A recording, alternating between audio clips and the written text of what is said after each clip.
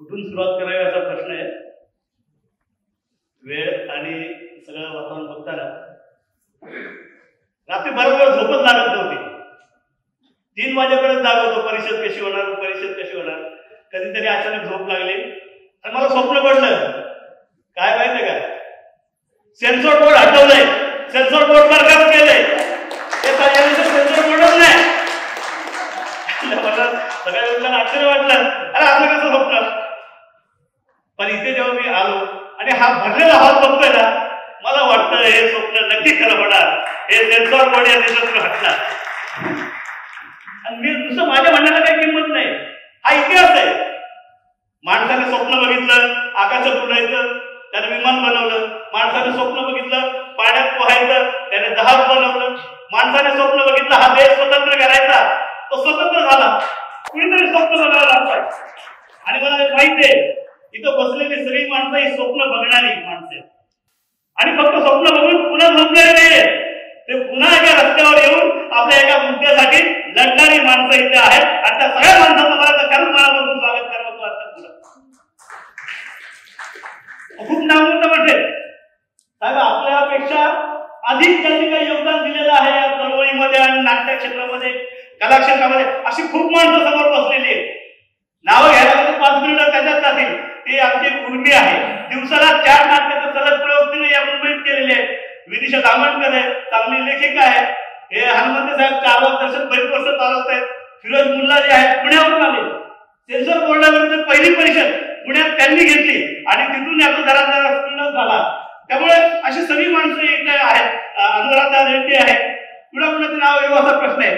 पण या सगळ्यांमध्ये एक जो कॉमन धागा आहे तो असा आहे की ही सगळी स्वप्न माणसं बघणारी माणसं आहेत आणि ते स्वप्न सत्य उतरवण्यासाठी प्रयत्न करणारी माणसं आहेत. आणि म्हणून एक दिवस सेन्सॉर बोर्ड हटवणार या देशातून हा विश्वास आपल्याला पुन्हा एकदा जागा होता आपल्या मनात.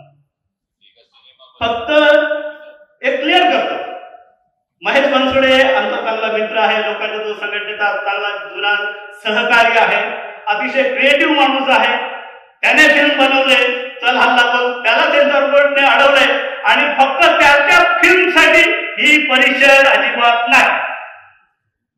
ही परिषद जी आहे ती एकूणच जे सगळं सेन्सॉरशिप या देशात चालू झालेलं आहे ते सगळ्या सेन्सॉरशिपच्या विरोधात बोलणारी ही परिषद आहे. काय चाललंय या देशामध्ये? तिने टिकली लावली नाही, तिने ते काही हिजाब घातला नाही म्हणून तिच्यावर बहिष्कार. त्याने मटण खाल्लं, त्याने मटण खाल्लं नाही, त्याने अमक्या प्रकारचं मटण खाल्लं, त्याने तमक्या प्रकारचं मटण नाही आणलं. हे सगळं ते एक प्रकारची ही अघोषित सेन्सॉरशिप आहे.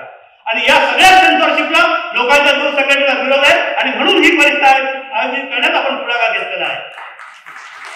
आपण या सगळ्या सेन्सॉरशिपचा निषेध करतो आहोत. नंतर आपल्या समोर ठराव येतीलच. आपले संभाजी ब्रिगेडचे प्रबोध शिंदे ठराव मांडणार आहेत, ते आपण सविस्तर त्याच्यावर बोलू. पण फक्त पुन्हा एकदा हेच अधोरेखित करतो की ही परिषद फक्त सेन्सॉर बोर्ड हटवण्यासाठी नाही, तो काही त्याचा छोटा पार्ट आहे. पण या परिषदेतील प्रत्येक माणसं, एवढे शेकडो कलाकार, एवढे शेकडो कार्यकर्ते जे तिथे जमा आहेत ते या देशातल्या सगळ्या जागेच्या सेन्सॉरशिपला हटवण्यासाठी जमा झालेले कार्यकर्ते आहेत. आणि त्याच्यासाठी म्हणून निरंजन चंद्र इथं आलेले. त्यांनी भाषण केलं, काय मामूली बोलले, ते इतर वेळेला भयानक बोलतात, लय खतरनाक बोलतात. ते औरंगाबादला थोडंसं बोलले आणि त्यांच्यावर गुन्हा दाखल झाला.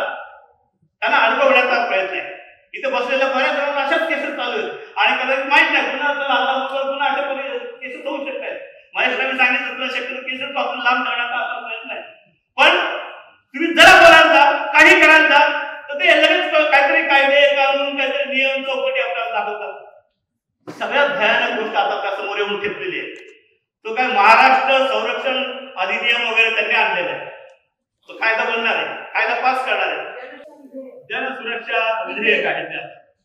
तर ते जनसुरक्षा विधेयक म्हणजे काय माहिती का, लोकांच्या सुरक्षेसाठी लोकांनी आंदोलन करायची नाही, लोकांनी घोषणा द्यायच्या नाही, लोकांनी एकमेकांकडे बघून चला म्हणून पुन्हा नाही करायच्या आंदोलनाला. जे नुसते असे गुन्हा चला आंदोलनाला, माझ्यासारख्या कोणत्या कार्यकर्ता म्हणत चला जाऊया आंदोलनाला, विठ्ठल भाऊ म्हणते चला जाऊ आंदोलनाला, तर त्यांना त्यांच्यावर गुन्हे दाखल होणार. एवढंच नाही, जे अशा मिटिंगला द्यायची त्या लोकांना गुन्हे दाखल होणार. ज्याला मिटिंगला येऊ शकत नाही पण म्हणतो माझ्यासाठी तुम्हाला पाण्याचे बाटल्या देतो, ते पाण्याच्या बाटल्या देतील, त्यांच्यावरही गुन्हे दाखल होणार आहेत. अशा तऱ्हेची ही लोकांची सुरक्षा त्यांनी आणायला सुरुवात केलेली आहे आणि त्या सुरक्षा विधेयकाला तथाकथित त्यांच्या सुरक्षेला आपल्या असुरक्षित विधेयकाला आपण सर्वजण ही परिषद त्याला विरोध करते, त्याचा निषेध करते, ते विधेयक मागे घ्यावं असं आम्ही जाहीर आव्हान या मंचावरून करत आहोत. यानंतर आपण आपल्या प्रमुख वक्त्यांना वेळ देऊया. आपण पुन्हा कधीतरी सविस्तर बोलू. सर्वांना धन्यवाद.